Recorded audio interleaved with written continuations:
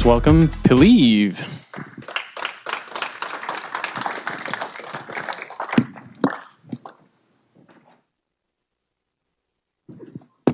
How's everyone doing today?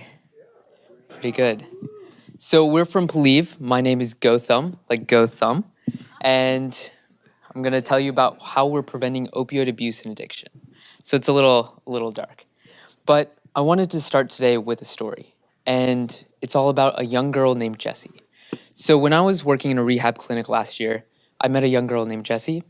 She was just like all of us, especially in high school. She was friendly, she was fun, she used to love to hang out with her friends. She watched TV a lot, maybe too much, and she was a star athlete. She was the captain of her soccer team.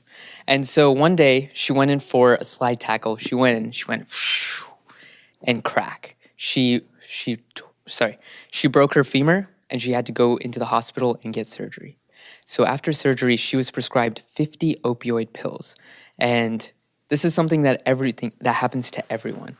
And so it's just a regular occurrence, regular surgery. All things are regular. But as she was taking her pills, she would grab the bottle, she would open up the top, dump the pills into her hand, and just take a few too many. It was that simple, and no one was there around to know. And at first, it didn't seem like too much. It was just like she was in actual pain, and this would help relieve her pain.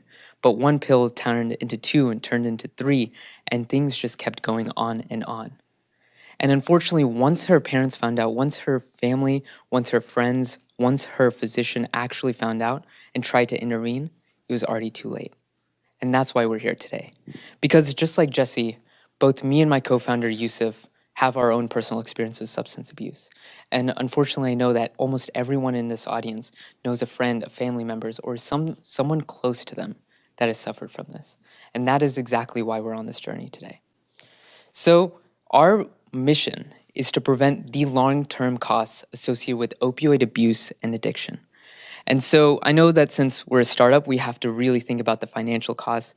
And so what that means is that's $25 billion. And that's usually fronted by the insurance companies. That's $25 billion for the insurance companies themselves. And so that comes in the form of hospital visits, treatments, emergencies, all things that could happen all the way at the end and that could easily be prevented if we actually knew what was happening and stopped in the beginning. That's $14,000 per patient every year.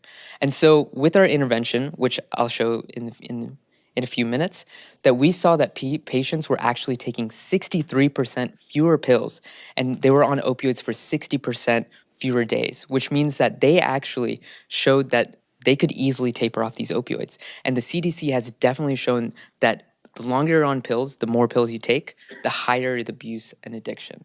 And so if we expand this for the future of the market, we can impact 75 million lives and save $4 billion on a conservative note. So that's exactly what we've been doing. We've been hitting CMS and Blue Cross Blue Shield. We've developed billing codes, and we actually have some of our legislation and some of the opioid legislation that's coming out. So some of our language and some of the opioid legislation coming out, and are going through all the necessary HIPAA, FCC regulations, anything that needs to happen. So at this current moment, we're focusing specifically on pain clinics. And we have an MOU from Cure Pain, the largest pain clinic in the entire state of Maryland, and an organization called Care First, which is under Blue Cross Blue Shield, is also partnering with us. So we're working with 20, 30 patients. Next week, we're going to give them our devices. We have an in-house pharmacy that we're working with.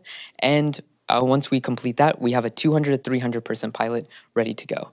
And so a little bit about the timeline. We've raised $200K so far. We have a small $50K gap that we're still trying to finish our pre-seed round with. And that's going to take us down to the end of our 30-person pilot. In the future, of course, we need to raise a little more money. My partner is actually in SF right now doing so, but that's just a little bit of a timeline. And so what you're really here for is our demo. And so what exactly we did was create an integrated end-to-end preventative system to reduce abuse. Let me get back here. So what that means is that we have a very simple bottle. All you have to do, is this loud enough? All right. So what happens, it's super simple. You get a bottle, the pharmacist has it opened just like this. They take the pills, they dump them in there, just like a regular bottle. They lock it up. Now it's locked and tamper evident, which means that someone, of course, could take a hammer, they could smash it open and get the pills, but we're not focused on that problem. We're focused on making sure that if you do try to tamper it, we automatically get an alert that someone's trying to break in, and we're all about prevention, which means that we're working with patients who don't already have abusive tendencies, and we're stopping that from happening.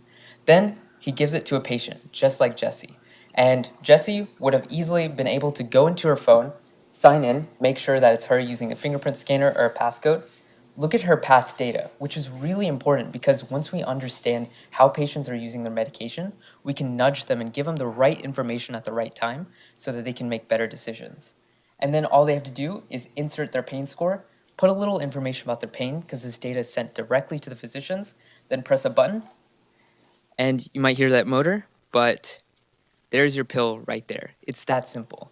And so if you think about in Jessie's situation, if she literally just took those couple of seconds to go through our system, we would keep track of her medication and we could have prevented her from going to the rehab clinic. And so that's all I have for you today, but but really we know that everyone has a story in this room. And so our ask for you today is really just share those stories because at the root of it, that's where the real power comes from. So thank you.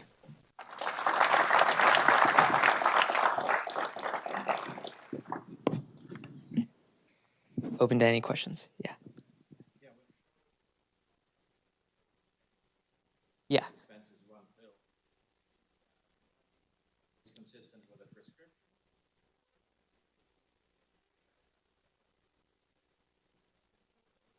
Yeah. Yeah.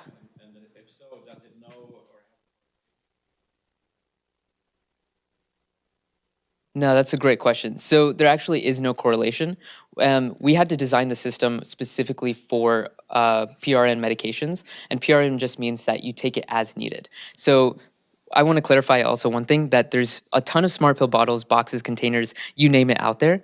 They're all focused on medication adherence, and we're on medication prevention, which means that they're trying to get people to actually take more medication by reminding them, giving them timers, alerts, and stuff like that.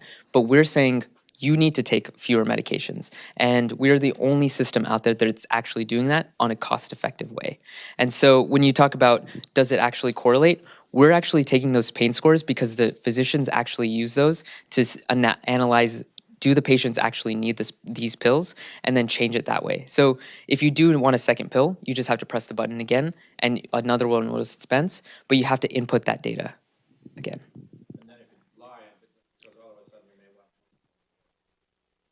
We'll be able to pick up on that. Yeah, exactly. Because you can game a system to some extent, but we have so many checks and balances, you can't game it that much. Yeah.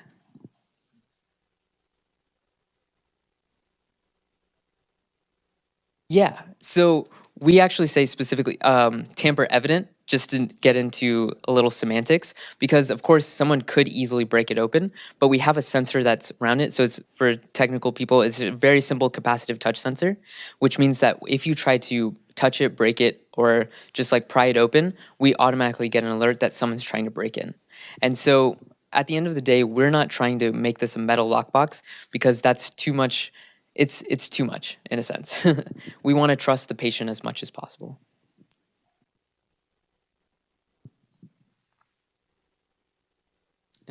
Yeah. How is the communication done between bottle and the device and other things? Yeah, so we do an integration from end to end, something I should also emphasize. But so what we do is from the phone, it's Bluetooth directly to the device. And then the phone also communicates over internet, Wi-Fi, mobile data to our cloud database. And that cloud database directly interfaces with the electronic health records and medical records of physicians. So they get all the data remotely. So when I press the button right here, the physician gets the data. And of course, we're not bombarding them with too much data. We have a lot of physicians that are worried about that, but we aggregate all of it and then give them a risk assessment that they can access at any time. Experience with physicians is they're never there Yeah. when you need them. Unfortunately. It's just not going to happen. How do you deal with that problem? Exactly. The problem of,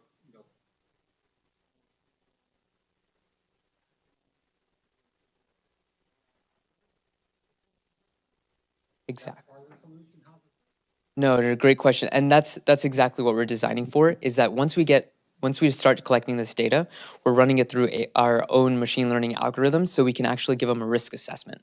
And so one of the biggest things is that when a patient comes into the pain clinic, they have only like a few minutes to actually understand what their pain needs are, and the doctor just sends them out on their way. But if we have a risk assessment, they can give you better care and actually understand exactly what you need at the right time so they're not wasting too much time. And it's almost like a pre-screening kind of thing where we can collect all this data, all your moods, all your feelings, so that they can give you a much better analysis right at the doorstop. Thank you. Okay. Thank you.